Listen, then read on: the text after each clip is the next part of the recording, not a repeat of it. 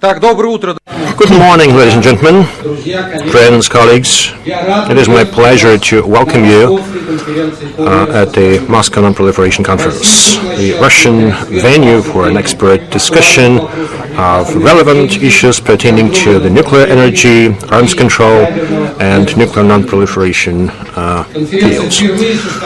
The conference was held for the first time in 2010, and since that time, the organizer of the conference has been the Center for Energy and Security, CENESS. This is the fourth forum, and we have a record turnout for this conference. 273 experts from 41 countries registered as participants. Now, the list of participants includes about 40 PhDs, some 30 participants have the diplomatic rank of an ambassador, and we have 10 generals in the audience. Just to compare, the previous conference, held in November 2014, which was held in Moscow as well, was attended by 208 specialists from 40 countries. I'm extremely pleased that the interest to the conference and to the work that we do together seems to be growing. Also, I would like to stress that the interest has increased dramatically on the part of officials and experts representing government entities. Traditionally, about 2/3 of attendees were from think tanks and research centers, retirees, and so on, and about 1/3 were active officials, bureaucrats. Now the split is roughly 50-50. Now, about 1/2 of the attendees of this conference represent government organizations, and the other half represent think tanks and research centers. This is a major indicator testifying to the fact that the research and the projects that we do indeed can be of interest to those who plan and make decisions. I want to bring the attention of our speakers and participants that all the discussions during this conference are for the record. Now, to cover our plenary sessions, once again I stress plenary sessions, and they are marked as such in their agenda, we invited the media. Now, in this room, according to our agreements with the media, we have only cameramen. Now, these are journalists who represent various TV companies. We also have the so-called press center, where we have journalists covering this conference. Now, we got requests from about 340 media. We accredited some 125 journalists from electronic and print media. We thank the media for their understanding that the capacity of this room and this hotel is somewhat limited, naturally limited, so unfortunately we cannot absorb all those wishing to be part of this conference. The same goes for the conference participants. In fact, we got dozens of new requests to participate in the last few days. Unfortunately, we had no chance to accommodate those requests. So those of you who registered on time and by due deadline were able to actually come to Moscow and engage comfortably in a dialogue on the issues we put on our agenda. Now, I call upon the participants to interact with the media. I believe this is absolutely crucial. This is a very important part of the work done by any think tank or research center and government officials. And I urge the journalists to respect the speakers and participants, and please show some understanding if and when an expert would not be ready to provide comments to the media. Also, we have a number of separate areas assigned to the media and to the regular participants, so please respect this. Now, all the issues that have to do with the media participation have to be addressed to Madam Anastasia Shavrova. All other issues that have to do with the delivery of this conference, well, please refer those to Mr. Dmitry Kononov, Conference Director. I'm sure that many of you would know him already by now. Now, participants who actively use social media, well, let me remind you that our hashtags are CENESS and AskNuke 2017. These are hashtags on our banner. As one of the participants already remarked yesterday, for the first time, Moscow Nonproliferation Conference has hashtags of its own. So those of you who are avid users of social media, please use such hashtags. I'd like to express special appreciation to our partners. It would have been impossible to put together and deliver this conference without their support. I'm referring to the UN Unit on Disarmament. It is my pleasure to welcome Madam Nakamitsu. I want to thank the Preparatory Commission on CTBTO. Dr. Zerbau is also with us, and my understanding that he'll be joining our discussion very soon. Ministry of Foreign Affairs of the Russian Federation. And I'd like to express my sincere gratitude to the representatives of the Russian Foreign Ministry for their dramatic assistance in putting this conference together. Yesterday, we had a chance to open our conference in the sacred place of the Russian Foreign Ministry, that is the House of Reception, something that is intimately related to the topics of our conference and with non-proliferation issues. So this is where the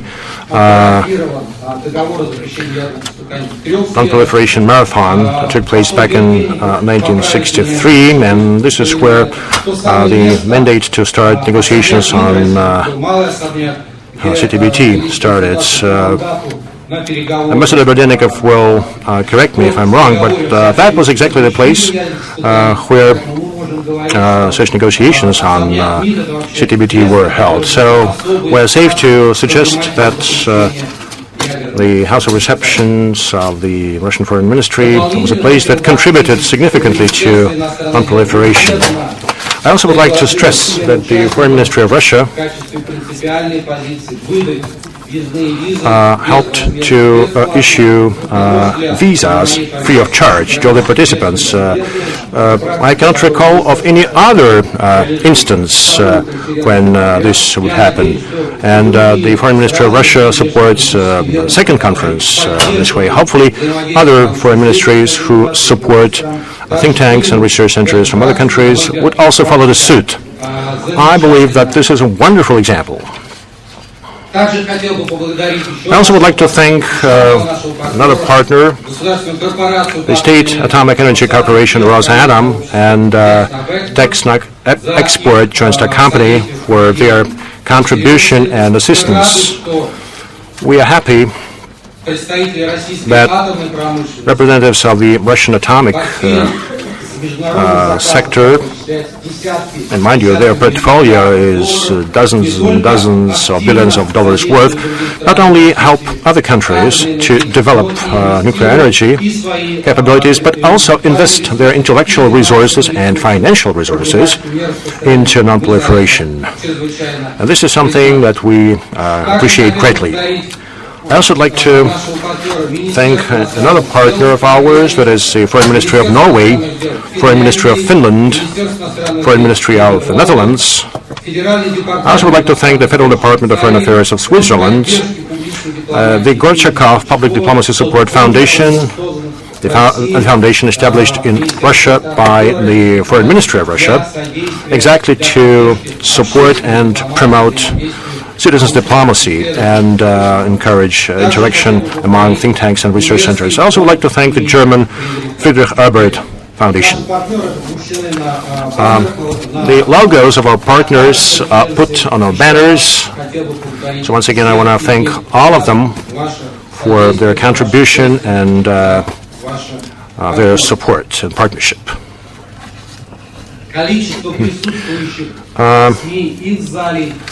The sheer numbers of the media and participants prove once again that the topics that we deal with today are indeed extremely relevant. Once again, we received over 300 applications, and 125 media representatives currently work at this conference. This is also a reflection of the depth of the crisis we observe at the moment with respect to non-proliferation and arms control, and such tremendous interest on the part of the media is not by chance. And here I have to mention the Korean Peninsula issue. The situation continues to aggravate. We observe the tensions mounting, and I thank all the representatives of the Southeast Asia region for coming and contributing to this event. My special thanks go to the head of the Institute of American Studies of the Foreign Ministry of DPRK, Madam Choi Song-hee, who came here with her colleagues and will participate in discussions on arms control, non-proliferation, and nuclear issues. I think this will serve as a good example of the situation when indeed we have some issues, some topics to discuss, but dialogue is paramount. That's exactly why we came up with this idea of Nonproliferation Conference, and we held the first conference of this kind back in 2010. I'd like to stress and bring your attention to the fact that yesterday, in his intervention during the Valdai Forum, our President, Vladimir Putin, devoted a significant amount of time to discussing non-proliferation and arms control issues. In fact, I cannot recall of any other speech of his that would be as detailed with respect to such issues. And those of you who have not heard this speech, well, I refer you to the website of our President. A lot of time during his presentation was devoted to addressing the Korean Peninsula crisis and the need to ensure irreversible nuclear disarmament, including the contribution Russia has made recently. Also, with respect to irreversible dismantlement and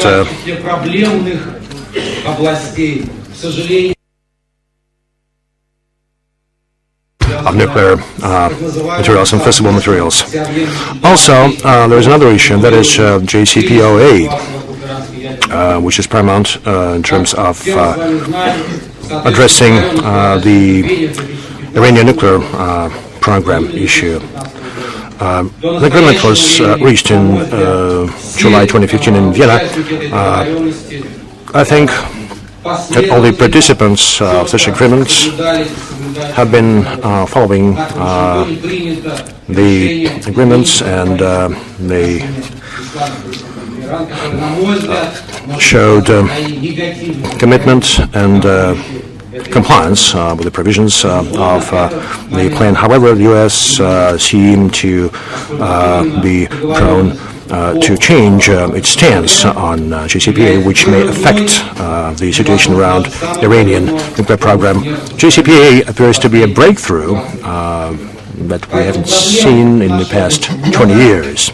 So, indeed, the issues in this area are many. They have to be addressed. Researchers tend to focus more on diagnosing problems. However, less time is devoted to looking for solutions. May I suggest that in the course of our meeting, in the course of our conference, today discussions, concentrate on some ideas, on some breakthrough approaches. We should think of what could be done. Indeed, our sessions are covered by the media, but we also have a number of sessions where media will not be present, so I encourage all of you to use this opportunity to meet, have discussions, informal exchange. Once again, I welcome all of you at this Moscow Nonproliferation Conference.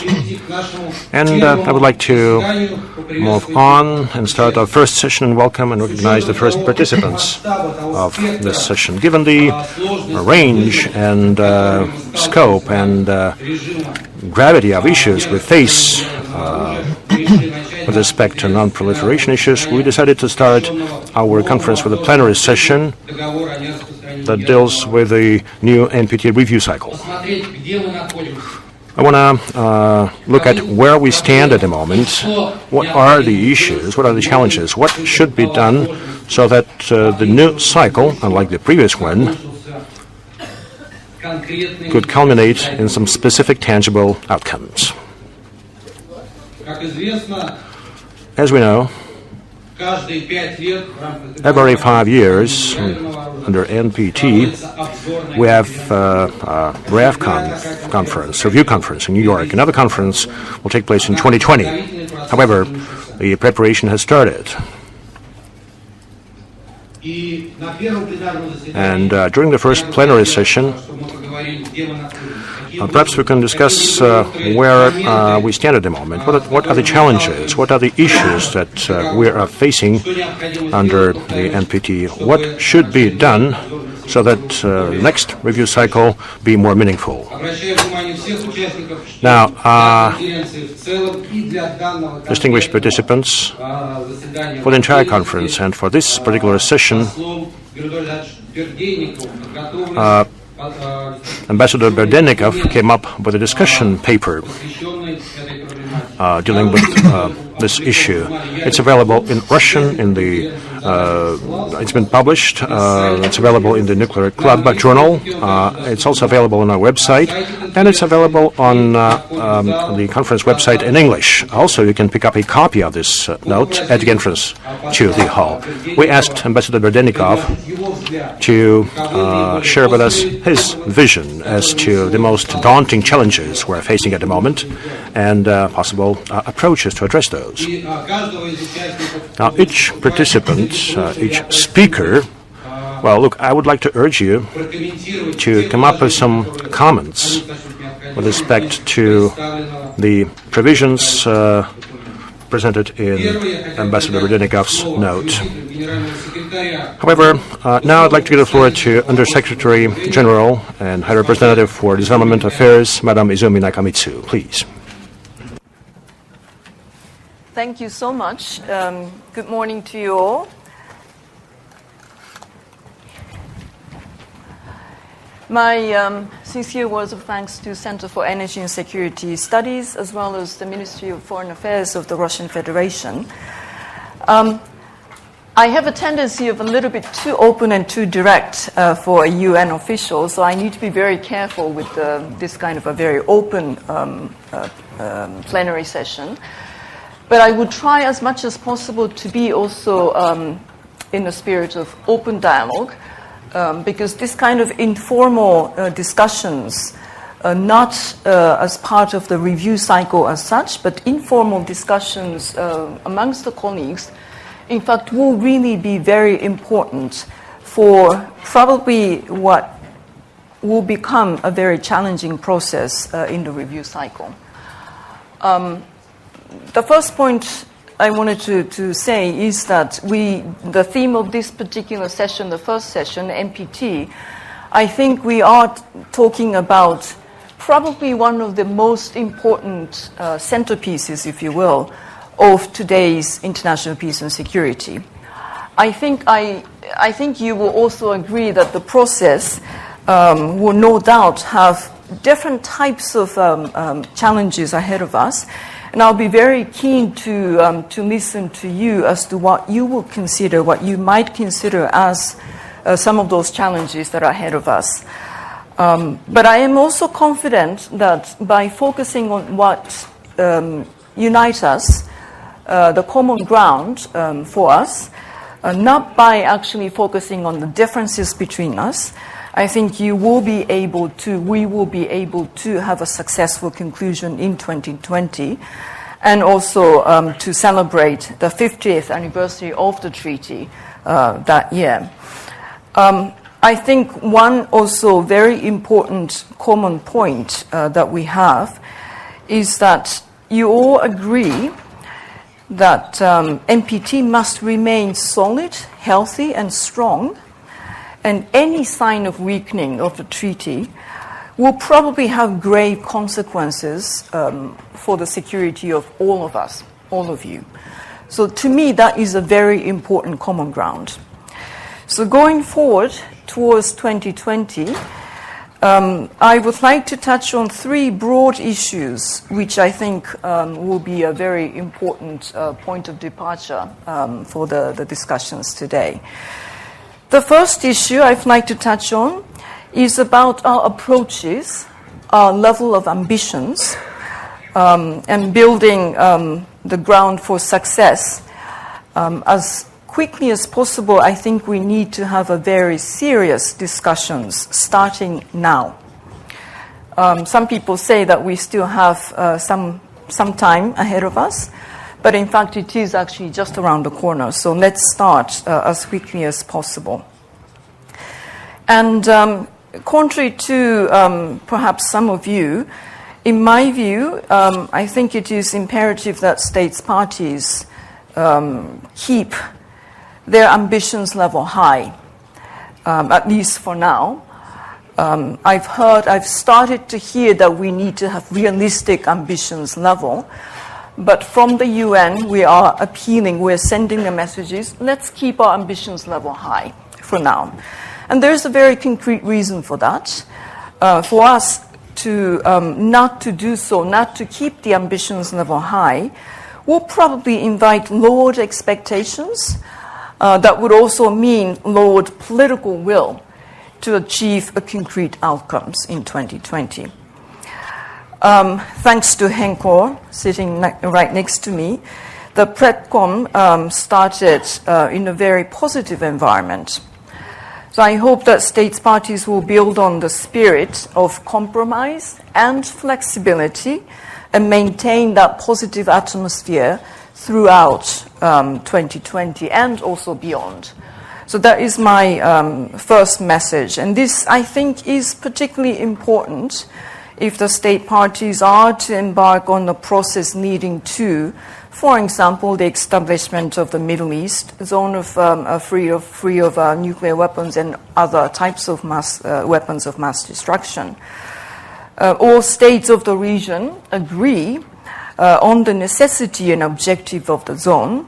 All involved should return to dialogue and find a way forward. And that would also require flexibility, compromise, and such a sort of a positive spirit going forward. Likewise, I really hope it will be recognized, and this is another message that we have been sending from the United Nations. We need to recognize that disarmament and non-proliferation regime is indeed composed of various instruments that include multilateral, plurilateral, bilateral, and even sometimes unilateral agreements and instruments. So the treaty, the new treaty on the prohibition of nuclear weapons, is now part of the regime. But it is not the only instrument that is important. So we are definitely reinforcing our message yet again that the cornerstone of this regime, disarmament and non-proliferation, remains the NPT. So let's hope that state parties will not allow the diverging views, the differences of the views, not derail this particular review cycle. I think that would be a very important point that we all need to keep in mind. The second point I wanted to make is for all the states parties to reaffirm the understanding and also the agreement that disarmament and non-proliferation are in fact two sides of the same coin, and they are mutually reinforcing. the mutual reinforcement, along with a commitment to the peaceful use of nuclear energy. These three are, in fact, important three pillars of the same regime, and we need to accept it and reaffirm as such. And this is one of the messages that the Secretary General has also made in the context of various speeches that he's been making. This has become, in my view, so critical to the international peace and security regime and actually the viability of the NPT. As Secretary General Guterres said in his address to the General Assembly, today global anxiety about nuclear weapons are at the highest level since the end of the Cold War. The crisis in Northeast Asia must serve for all of us a sharp reminder to remain vigilant against evolving proliferation challenges, and for unity in the face of challenges to the treaty's principles, and for the complete implementation of all the NPT provisions, including the Article 6. Non-proliferation challenges are not static, and so neither can the treaty be. The non-proliferation regime designed around the NPT, we believe, is still very robust, but it was also developed in the 1960s as a stopgap on the way to the elimination of nuclear weapons. It should be constantly tended to prevent exploitation of the potential lacuna, if you will, and to keep pace with the evolving conditions that we see around us.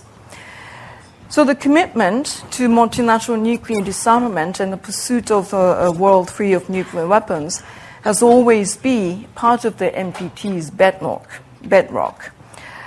Let us all together keep it strong, because this commitment to disarmament part of it, we believe, will also keep the non-proliferation part of it strong. This leads me to the third and the final and the last issue I wanted to touch on today, which is what might be the practical steps that can be taken towards 2020. If there is to be a successful outcome in 2020, there needs to be very visible progress in nuclear disarmament. Leadership by the nuclear weapon states is absolutely a prerequisite. The recent meetings between the nuclear weapon states in New York is a positive signal, I think, and I encourage them to continue engaging at the highest possible level to find commonality and achieve outcomes amongst themselves. However, I have to say that we are all concerned at the moment. There are no envisaged reductions in nuclear arsenals of any kind. Worryingly, it is also possible that the hard-won arms control gains of the Cold War could be, in fact, going backwards. Leadership by the Russian Federation and the United States of America to reserve this particular trend will be immediately helpful to show up the NPT and, in turn, and also the entire peace and security regime. I urge these two states, as the possessor of some 90% of the global nuclear weapons, to start the necessary discussions and continue the discussions on how to approach further reductions and other arms control issues. I think this is one of the key challenges, key points in the review cycle as well. The 64-point action plan agreed in 2010 still contains much common ground amongst all state parties. The commitments are there in black and white terms and already agreed upon. It is, in fact, the implementation that has slowed dramatically. So it might be useful to take stock of the state of implementation of this action plan with the specific purpose of identifying what might be part of, in fact, 2020 outcomes. In the near term, there is an opportunity to implement some of the risk reduction, transparency, and confidence-building measures contained in the action plan. For example, full implementation of the measures related to reporting on nuclear disarmament undertakings would help create a positive climate among state parties. Of course, we have to say that these measures are not substitute for irreversible reductions in weapons, but I think they will certainly be good contributions towards our collective outcomes and objectives. Likewise, progress on the other priority agenda items in the area of nuclear disarmament, such as the early entry into force of CTBT, or commencement of negotiations on FMCT, will also contribute in terms of creating a positive environment within the review cycle towards a successful 2020 review conference. Excellencies, ladies and gentlemen, ultimately, the continued health and the strength of the regime established by the NPT requires states parties to create and sustain the political will that will be needed to ensure the NPT's continued viability, credibility, and capability to deal with the contemporary threats and challenges posed by nuclear weapons, which we all agree is not actually an abstract threat anymore. As the Secretary General said, the only world that is safe from the use of nuclear weapons is a world that is completely free of the nuclear weapons themselves. The NPT remains an essential vehicle for the attainment of that goal. So I look forward to very active and open discussions in today's session. Thank you very much.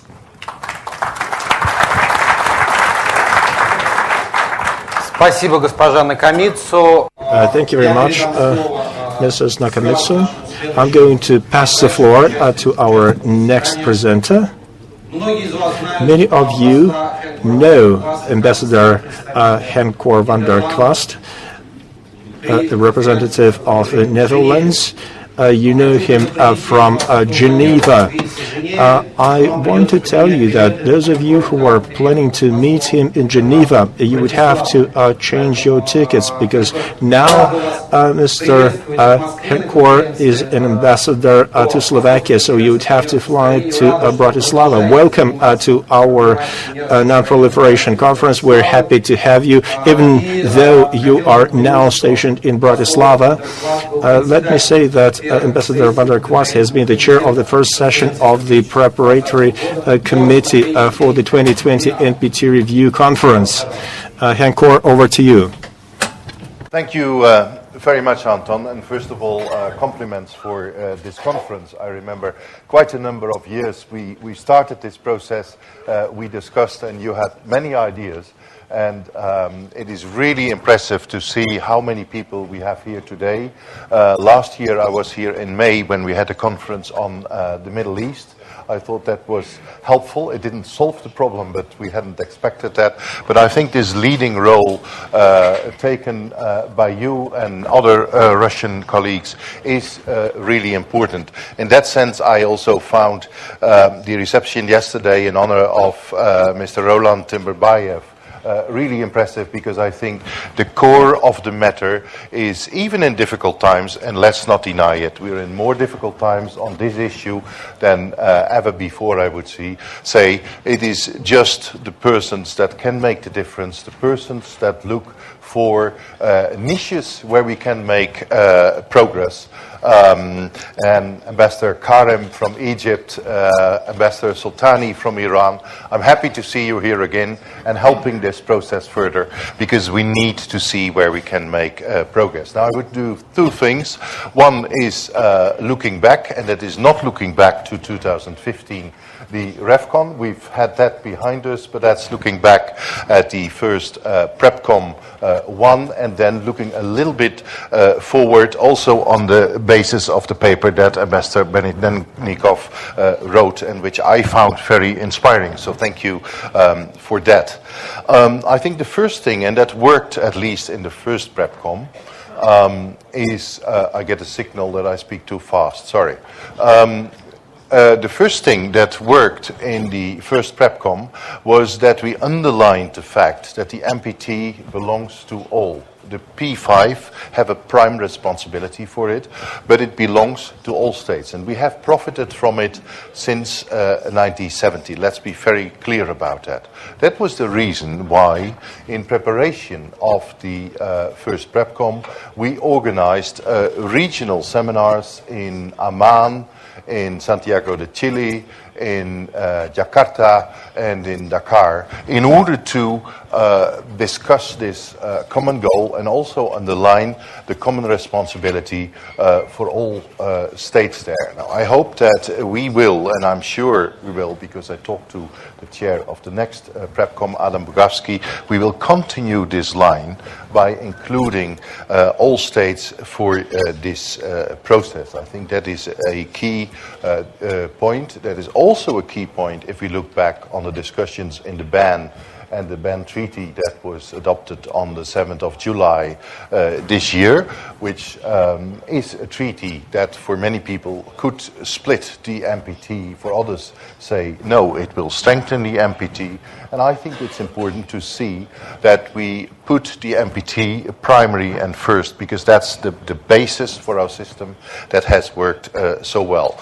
Now, the document of the first PrepCom is a document by the chair. I'm the only one who can be blamed for it, who is responsible for it.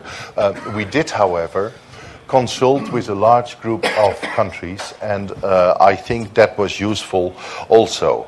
Tariq, who knows more NPTs than anybody else in this room, I'm afraid, told me it was pretty long. That is true. It was pretty long because we wanted to create a basis on many issues where we can work on in the coming years. Now we hope that, but that's up to you, that those different elements will be used in the further discussions in the second and third PrepCom. I think the most important thing, and you mentioned that, Ambassador Benednikov, in your paper, that the first PrepCom was a very clear confirmation of the NPT commitment by all participants, and we have underlined that.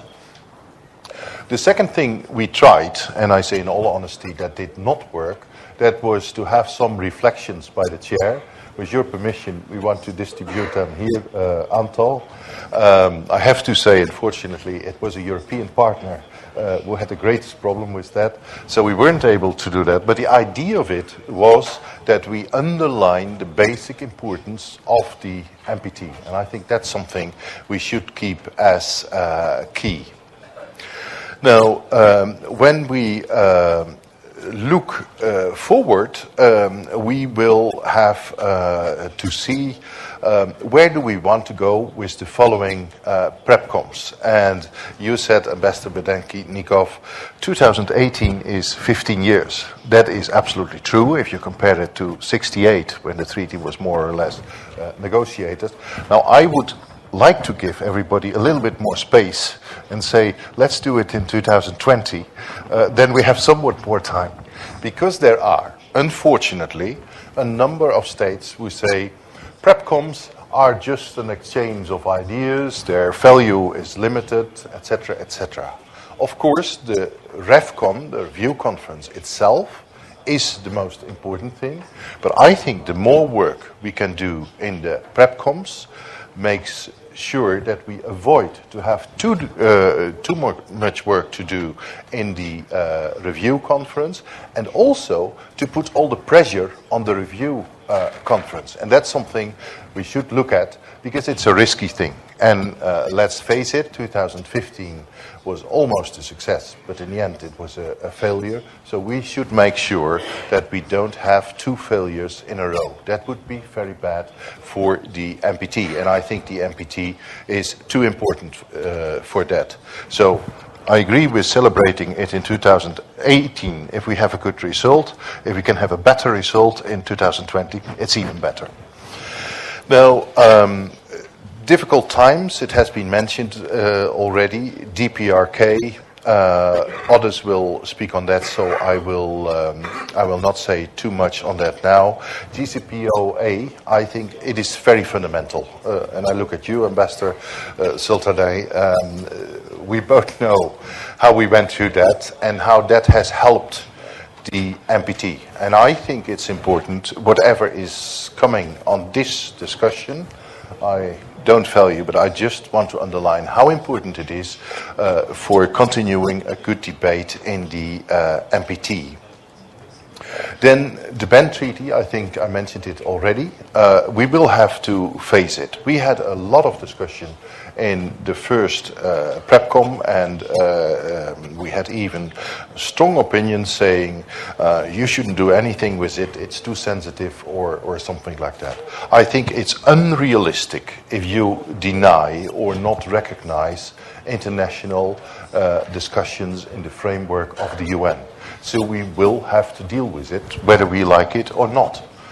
That implies, however, that we have to see how can we find ways forward that are acceptable to different people. Now that's our work, that's what we are paid for as diplomats. So I think the first round was okay so far, and I think we need to build on that and see how through the NPT we can work together. Then there are a number of issues where we can work on. You mentioned some in your paper. I think CTBT, and I'm quite happy that Serbo, although not yet, but is coming later, is fundamental. CTBT is fundamental. Let's not forget that. Let's continue to work on it. Also, when it's a PrepCom, we have to work further on this and not give up. Other thing is FMCT. We had a high-level expert preparatory group that was established in the first committee and later on confirmed by the General Assembly.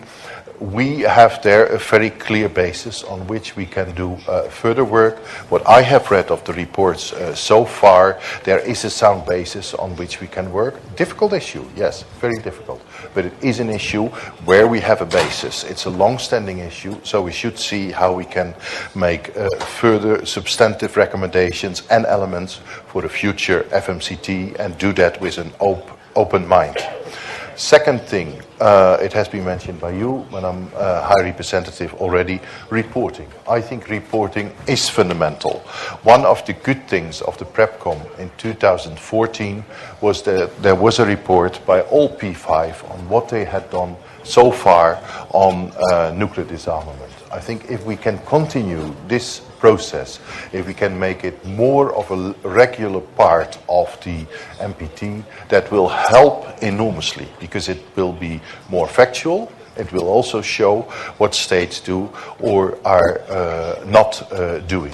Transparency goes in that same light. So I think there are quite a number of things where we can work on further. We have the GGE, the Group of Governmental Experts on Verification, introduced by Norway.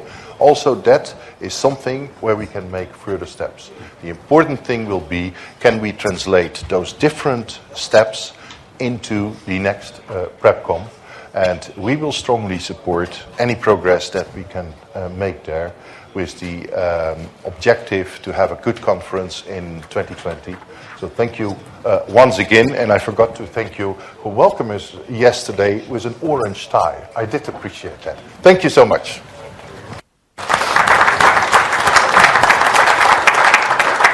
Спасибо, Хёнкор, за замечательное выступление. Thank you, Hyun-Kor, an excellent statement.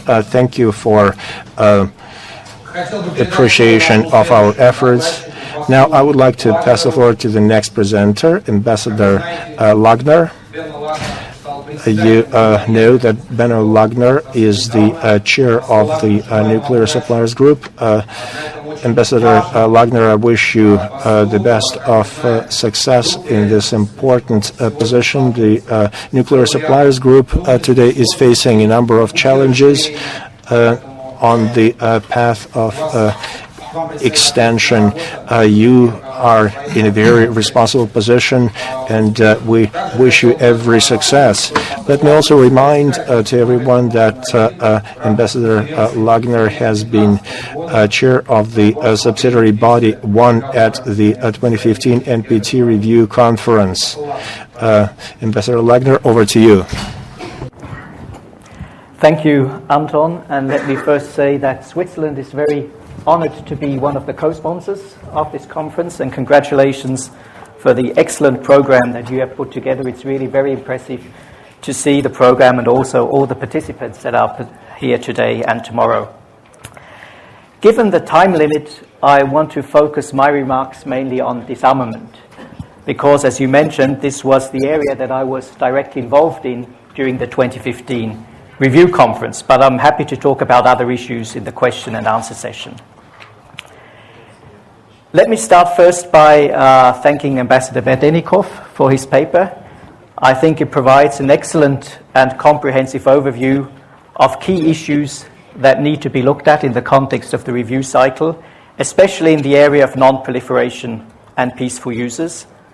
I would also agree that the DPRK issue, the future of the JCPOA, the developments regarding the Middle East WMD free zone, that these are probably the three key challenges in the area of non-proliferation. And I also agree with the assessments that Ambassador Berdenikov has made, how they might impact the review conference in 2020. Turning to disarmament, however, I think a number of important issues are missing in the paper of Ambassador Berdenikov. And that's why I think it's important to complement what he has written with some additional remarks. One of the challenges in disarmament is not only dealing with the TPNW. There will also be another important event next year, the high-level conference. So we'll have to see how that affects the PrepCom of next year.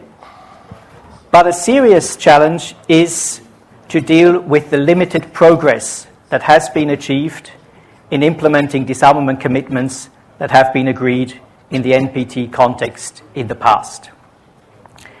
Looking at the 95 principles and objectives, the 2000 practical steps, and the 2010 action plan.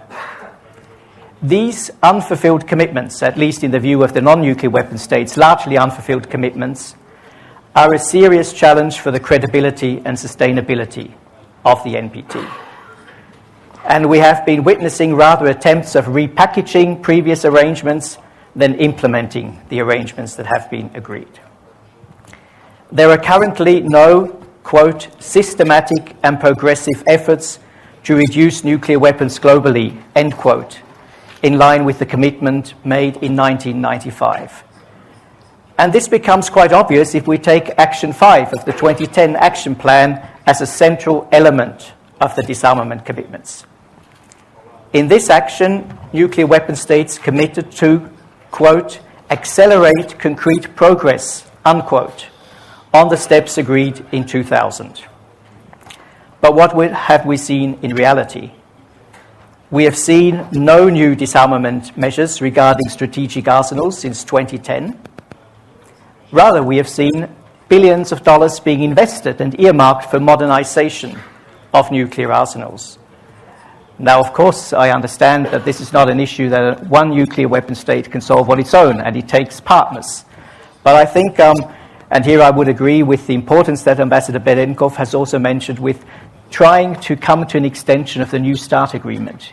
If this does not happen, it will expire 1 year after the 2020 REV conference. We have seen no measures to further reduce non-strategic arsenals. But even maybe more worrying, we have seen no credible measures to diminish the role and significance of nuclear weapons in doctrines. Rather, the contrary, we have seen a rise in nuclear rhetoric. We have seen nuclear weapon states refer to their nuclear capabilities in the context of regional crisis. And this does not really bid very well for diminishing the role of these weapons. We have seen no consideration of further practical risk reduction measures, an issue also mentioned by the High Representative, and an unwillingness to seriously engage in discussions about options to reduce the operational status of nuclear weapons. It may not come as a surprise that a Swiss representative mentions this being part of the de-alerting group. The paper of Ambassador Berdenikov mentions detargeting and the transfer of tactical nuclear weapons into storage as important de-alerting measures. These steps are certainly welcome, but they are quickly reversible, and they hardly correspond to the ambition level of non-nuclear weapon states, or hardly correspond to an ambition level that non-nuclear weapon states would expect with regard to de-alerting. Of course, we need to acknowledge what has been achieved, and we need to be realistic. The current security environment is not favorable for bold disarmament steps, but there are things that could and should be done and considered even now to at least demonstrate a genuine willingness to move towards the implementation of previous commitments. I will mention two important issues that I would see as priorities here. One has already been mentioned: transparency and reporting. Here I think the failure to adopt a draft final document in 2015 was a missed opportunity. If we look at the draft final document of 2015, it would have greatly expanded the reporting requirements for nuclear weapon states in terms of content, and also established a clear reporting timeline for the current review cycle. And here I think nuclear weapon states should consider voluntary reporting along those lines as an important confidence-building measure. The second important issue has to deal with de-escalating the nuclear rhetoric and moving more tangibly towards reducing the role of nuclear weapons in doctrines and policies. Of course, ideally, we would see no first-use pledges, sole purpose declarations, or more general codified negative security assurances. Let me end with two other challenges for the review cycle and review conference. One of an institutional nature. There has been a lot of dissatisfaction expressed with the way how the review conferences function. And I would think that there is definitely a need for reform. On the other hand, I'm not naive. There is no big appetite for major changes to the process. But one of the things we need to look at if we want to have a successful outcome in 2020 is to have a more flexible approach concerning the outcome document of the review conference. A failure to agree on a consensus final document is, rightly or wrongly, traditionally seen as a failure of the review conference. Given the increased polarization among states parties, the current tense international political and security environment, and the corresponding non-implementation of previous agreed outcomes, reaching agreement on a comprehensive consensus document at the 2020 review conference appears to be very difficult. On the other hand, given the symbolic nature of 2020 and the need to underline the credibility and sustainability of the NPT, some agreed output seems highly desirable. I think that we therefore need to seriously consider alternatives to the traditional comprehensive consensus outcome document. For instance, a document that would contain consensus elements as far as possible, but would also reflect divergent positions in a transparent and balanced manner where differences cannot be bridged. Another option could be the one mentioned by Ambassador Berdenikov in his paper, a brief document along the lines of the 1995 principles and objectives. Whatever alternative is chosen or would be chosen, there is a need to start thinking about this now. And finally, and maybe most importantly, there is a need to leave behind the increased polarization among states parties and establish a constructive coexistence between different approaches in nuclear disarmament. It has already been mentioned. the Treaty on the Prohibition of Nuclear Weapons is a fact, and it will somehow have to be reflected in the 2020 outcome. But it is also a fact that there is fierce opposition to this treaty from the nuclear weapon states and also non-nuclear weapon states that are under the nuclear umbrella. So we need to find a way, as already also Ambassador Henkel has mentioned, find a way to deal with these differences in a constructive manner, to identify issues where there is common ground. And to do this, we also should try and identify countries that can and are willing to play an effective role as bridge builders between the different constituencies. Thank you. Спасибо, посол Лагнер. Thank you, Ambassador Lagner. I'd like to give the floor to Ambassador Grigory Berdennikov. I think in Russia and globally, it's hard to find an expert who would have such experience in non-proliferation and arms control as Ambassador Berdennikov has. He's been permanent representative of Russia at the Disarmament Conference in Vienna. He was Sherpa at the Nuclear Security Summits. He was responsible for respective topics while holding position of a Deputy Foreign Minister. Mr. Berdennikov, thank you very much for finding time to come up with a discussion paper. So please comment on the ideas that have been voiced, and perhaps you can follow up on the ideas expressed in your paper. Thank you very much indeed. I'd like to start off with the following. Any attempt to look into the future is punishable.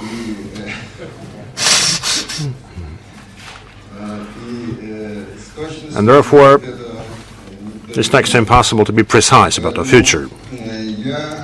Nobody can do this. You know, I produced this paper based on the understanding I have had, based on my previous experience.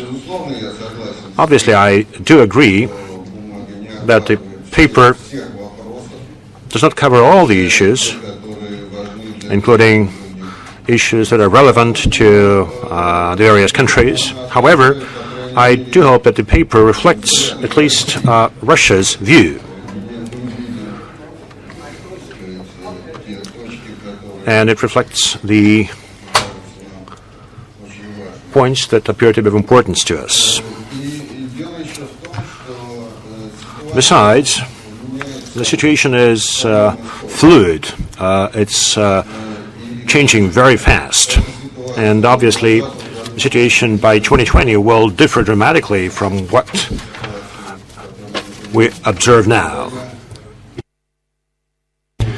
When I was putting this paper together, we didn't have the latest statement from the United States on JCPOA. And now, we've seen this development. If I were to write this paper now, the language on the Iranian nuclear issue would have been somewhat different. Well, there is nothing we can do about it. As I was saying, life is going on. And look, I fully share the criticism that's been voiced. Moreover, I'm very much concerned by the situation that is unfolding with respect to disarmament.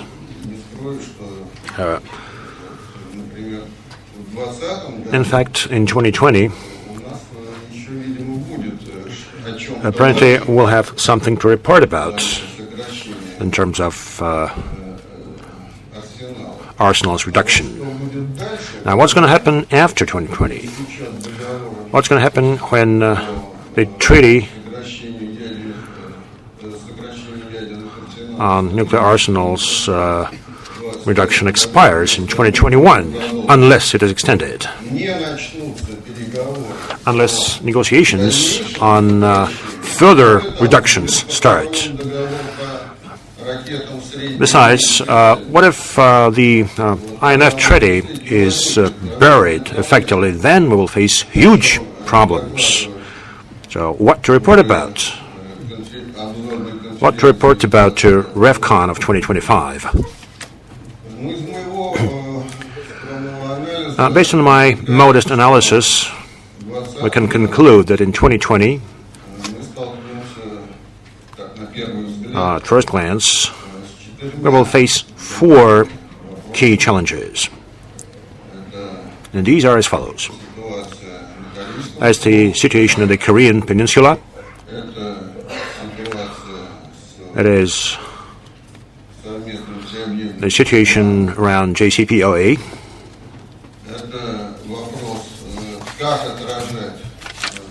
it is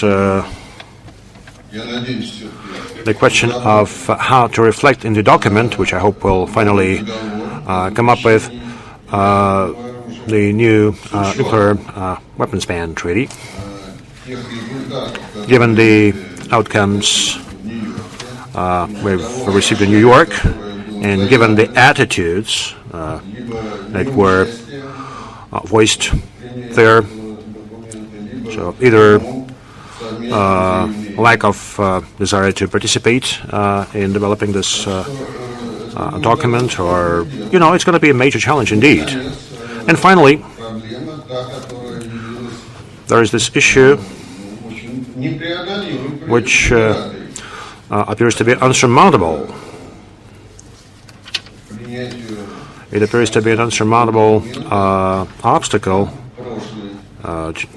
in our attempts to come up with a consensus document of the previous conference. I'm referring to the call to convene a conference on the zone free of WMD in the Middle East. While, regretfully, the way I see it, we're not moving forward in addressing this issue. We've seen no activity in this respect. And if the situation stays as it is, to hope for a miracle in 2020, to hope that by that time the parties would immediately find a consensus, well, based on the many years of my experience in this area, I find it pretty improbable. I find it fantastic. It is more likely than not that this will not happen. And therefore, the outcomes would be similar to those we had back in 2015. Despite all the optimism, which I fully share, the optimism that we demonstrated here, we wish dearly that everything is fine and all the agreements are reached. But these issues might become a major obstacle indeed. If the worst happens, if the INF Treaty is scrapped, well, the situation may get out of hand. Thank you.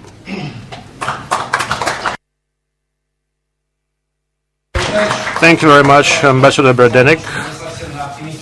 Seems like we're finished not on a very optimistic note, but we've got to be realistic.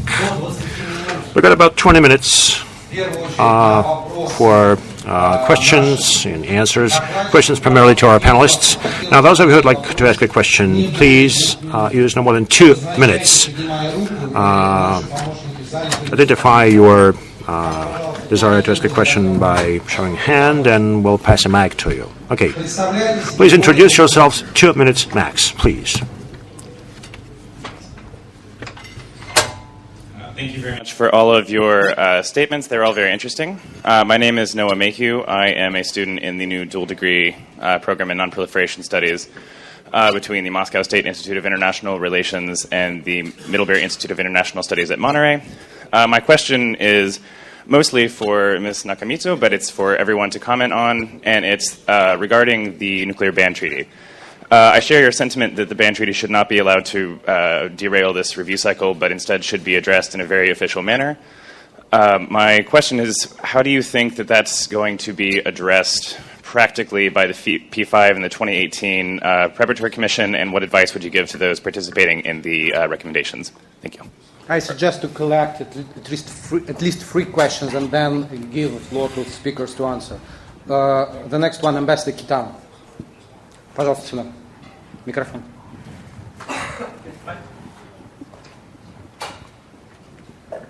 My name is Mitsuru Kitano. I'm an ambassador in Vienna from Japan. And I very much appreciate the mentioning from Ms. Nakamitsu and saying that we should keep the expectation very high. And in relation to that, I have a question to be addressed to Benno. And in relation to your suggestions and how to make the final document, I'm very much intrigued by the suggestion and idea you put forward, and two ideas. And consensus document, the consensus part, and non-consensual, and also to make it short. And I'm very much intrigued thinking about it. So it is motivated how to think forward and how to. And I very much suppose it is important, and the international community would come up with actions to be taken, and as mentioned, and action program, and then and how to think about and if we allow consensual part, non-consensual. Important matter would be left, not agreed. That would not be a good outcome way to think about. And how to address the issue. Those are the countries, and it is by way of negotiation.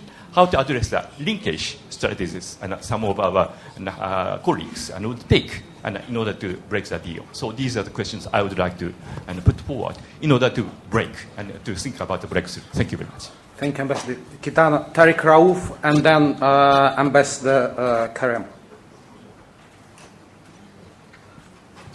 Thank you, Anton. Tariq Raouf, former alternate head of NPT delegation. I had a comment both for Ambassador Berdenikov and also for Ambassador Henk Korban de Cuesta.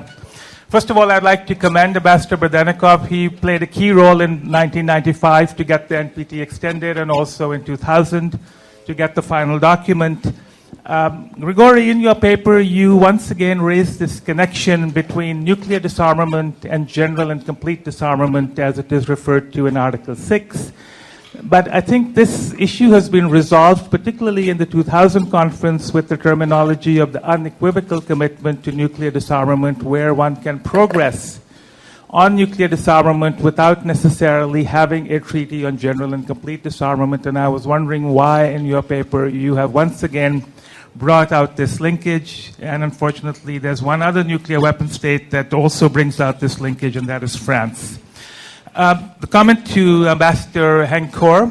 Henk, I was very glad that you produced this paper, your recommendations or reflections from the PrepCom. And I think this is a very useful way of proceeding, even if we do not get a factual summary, which is a requirement of the NPT states parties to agree on a factual summary. But unfortunately, they do not show the political will and flexibility to agree on even the basics of a treaty that is so important. So I hope you will recommend to the chair of the PrepCom in 2018 to follow your lead and also come up with reflections or recommendations based on the discussions at the next PrepCom to the chair of the following PrepCom. Thank you. Thank you, Tariq. Ambassador Karim next. And then we will give the floor to speakers to answer. Пожалуйста. Thank you. Thank you, Anton. My congratulations to all the speakers. I enjoyed very much what they said.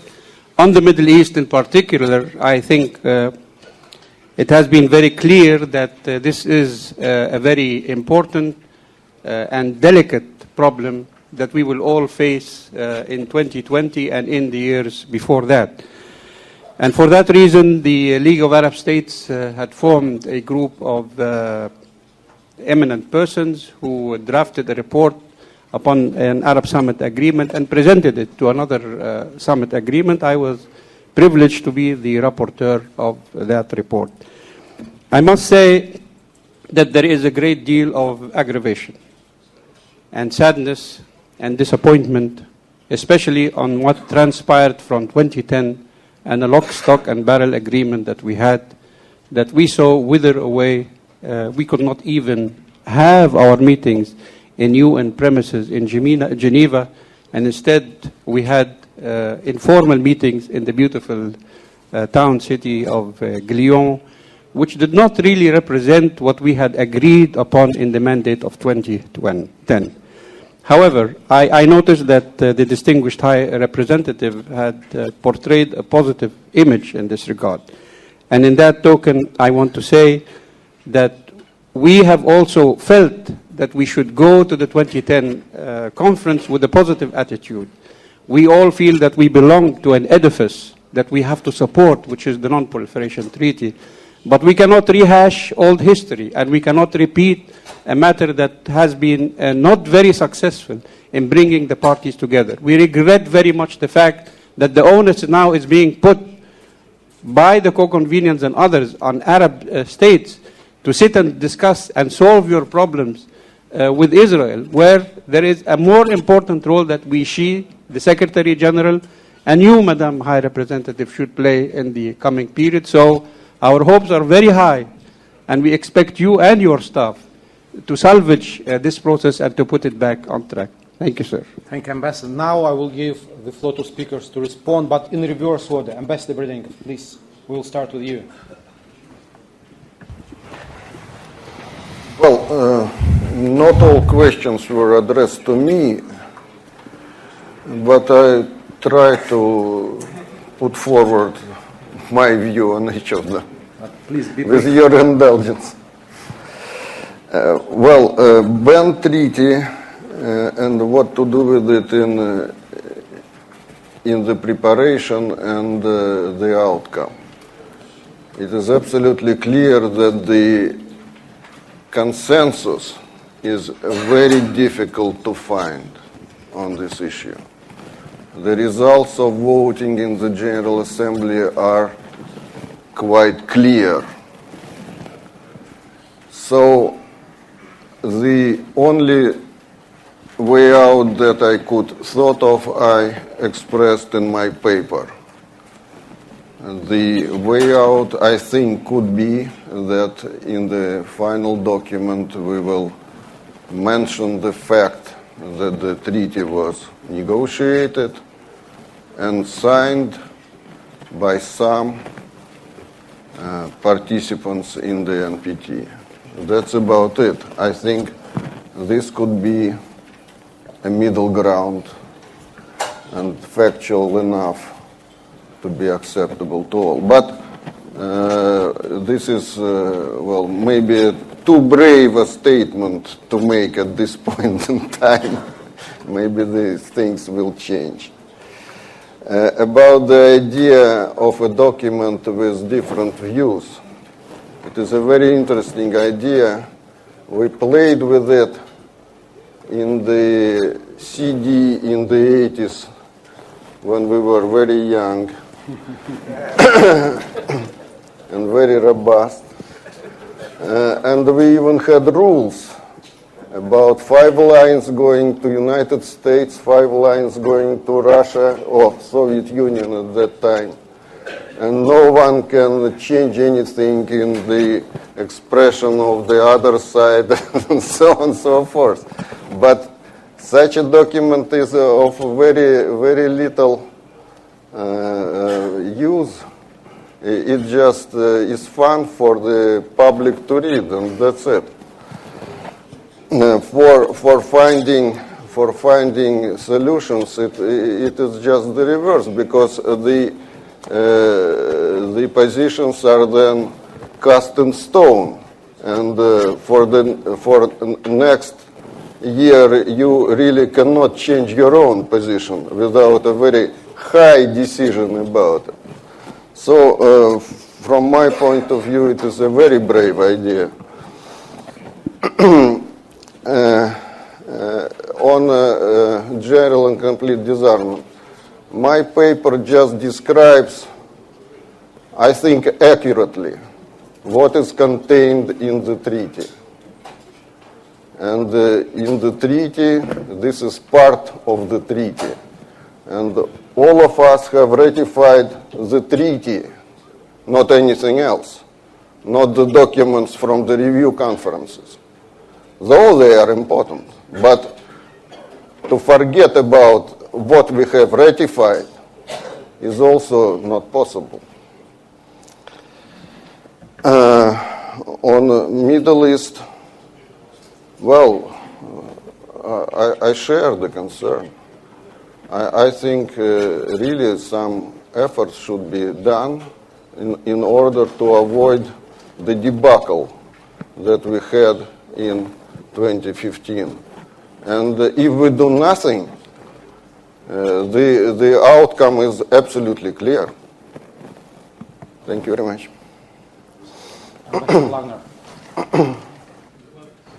Mitsu raised the issue of this, or a new form of an outcome document.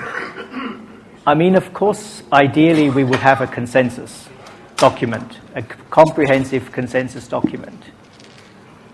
But given the challenging situation we're in, not only due to the external challenges, but also to the internal challenges on some key issues, I think we need to think of an alternative if we cannot achieve a consensus document. Is it better not to have a document? We know where the differences are.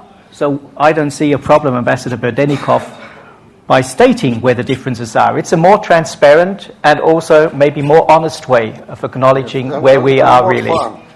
Maybe more fun, hopefully. But trying to desperately paper over differences when there is no way to do it, and then have, on the very last day of the RevCon, a failure. Is that really the best thing? Is that the best thing in 2020, on the 50th anniversary of the treaty, if we are not even able to have some kind of document that underlines the importance of the NPT? So it's not the best solution, but it is maybe the only viable solution. And we need to think already now whether we are willing to take this into consideration, and if so, what would be the best way to do it. And as I said also, I think the Ambassador Berdenikov, you even mentioned the idea of maybe just a brief document along the lines of 1995, if we could find agreement on some key issues. But somehow we will also have to acknowledge and reflect the issues where there is no agreement. For example, on the Treaty of the Prevention of Nuclear Weapons, yes, maybe if we could have a compromise just to have a very factual mentioning, but maybe that will be not enough. And we cannot ignore the fact that this treaty exists. Thank you.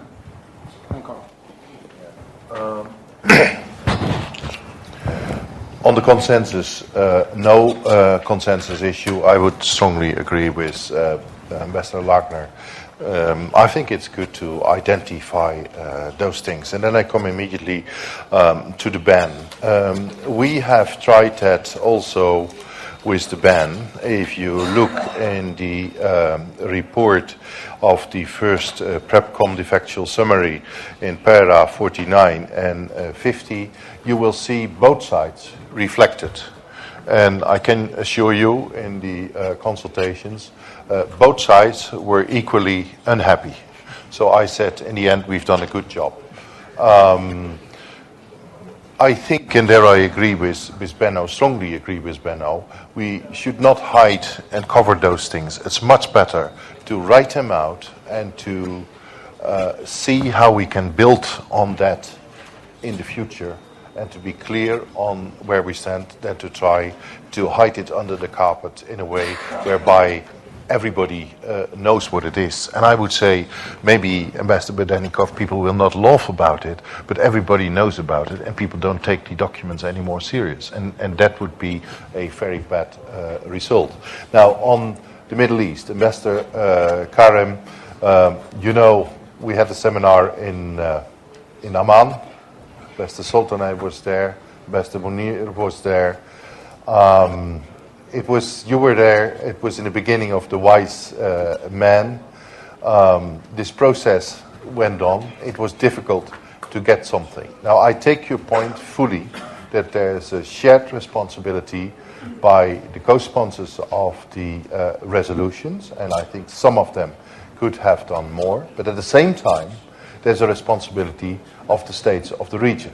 And I found it very useful to go to Cairo, not only to talk to the high priest there, if I may say so, but also to talk to the Arab League and to say what are the different positions. In Vienna, we had several meetings with the Arab League. The text you will find in para 97, 98 is something of a common text. There, everybody was equally unhappy.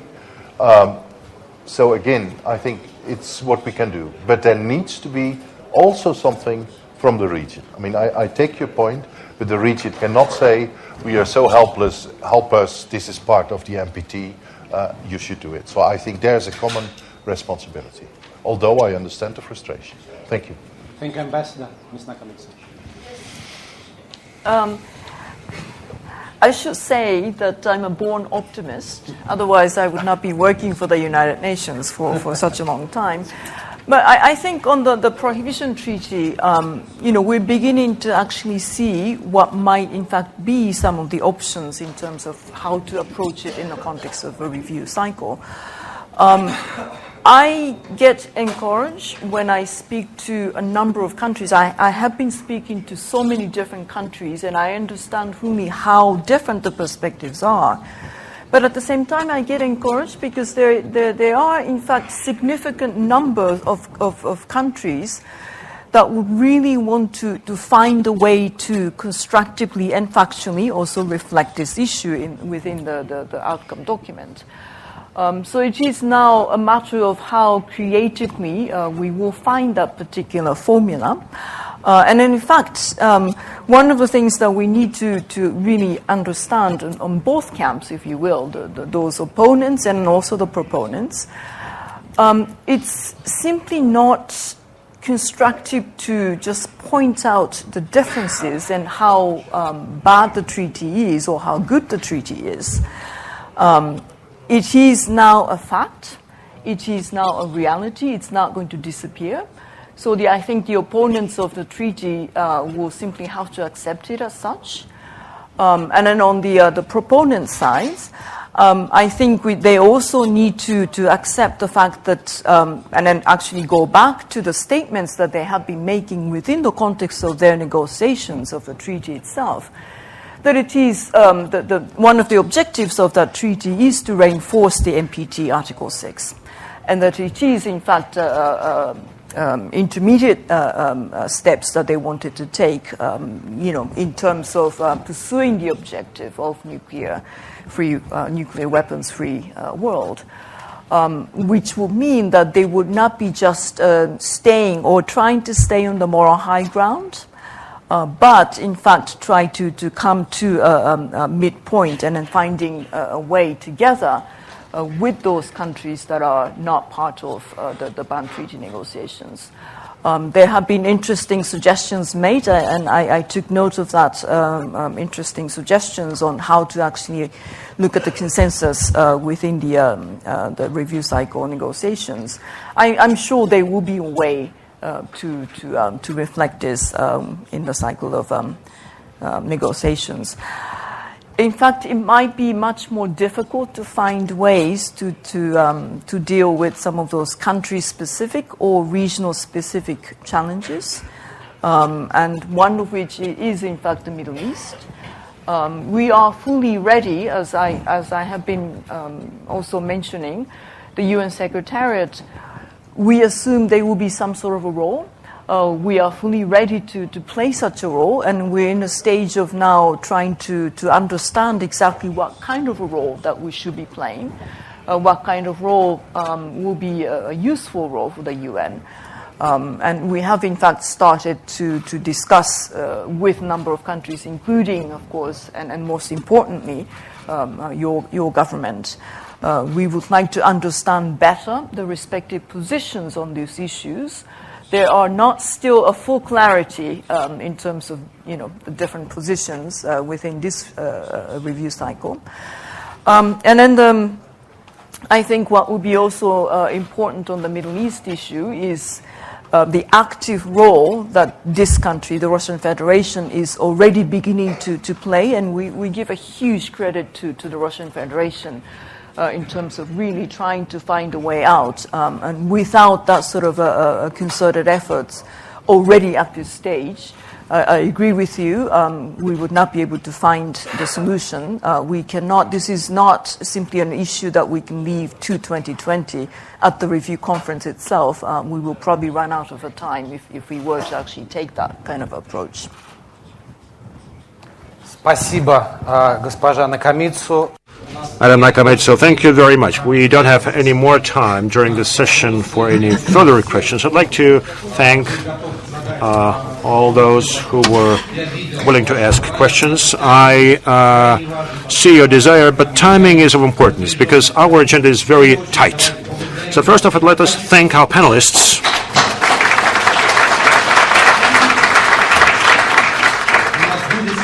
We will have a chance to address some adjacent issues. We're going to have a plenary session on possible impact of a new treaty on non-proliferation regime.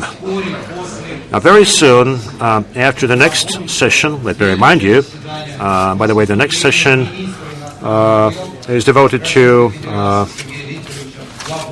a special address by Russian Foreign Minister Sergei Lavrov. So I encourage you to be in this room some 10 minutes before the beginning of the session at 10:50, so it will start on time, and we'll have enough time not just for the keynote address, but also for Q&A session. Once again, thank you all. Thank you for being with us since the very beginning, and it's crucial that you are here at 10:50. Thank you.